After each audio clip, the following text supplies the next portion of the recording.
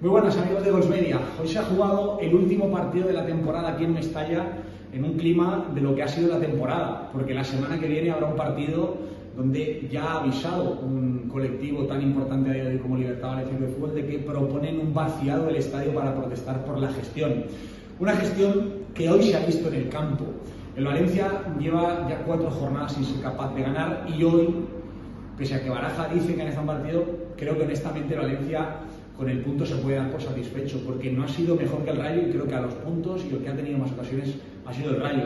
Mamadashvili ha salvado a Valencia y Mamadashvili para mí ha sido el gran protagonista de la temporada y el jugador más regular. Al final de la temporada ha habido gran temporada de Mosquera, gran temporada de Pepelu, pero este final de temporada el que se mantiene con un nivel que no ha fallado es Mamadashvili. Y el equipo lo notó en Barcelona la media parte que no estuvo y lo notó la pasada semana frente al Alavés.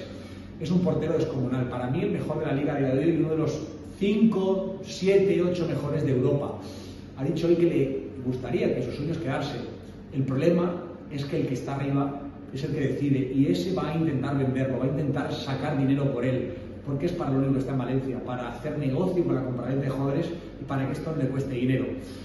Hoy Valencia no es mejor que el Rayo, no fue mejor que el Alavés, no le dio para competir contra el Betis, no pudo con el Barça porque tampoco le dejó el árbitro, pero al final el árbitro no ha sido el que ha dejado a Valencia fuera de la pelea por Europa.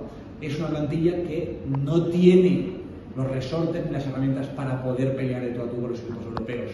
Es una tristeza, porque este campo centenario está acostumbrado a otras cosas. Por desgracia ahora, esas cosas las ha matado un señor de Singapur. Y la semana que viene, el valencianismo tendrá que decidir si quiere pelear, salir a la calle y luchar contra ese señor por recuperar un estadio que en estas fechas de la temporada se juegue cosas importantes, o quiere seguir inmerso en lo que ahora mismo está inmerso, en la nada.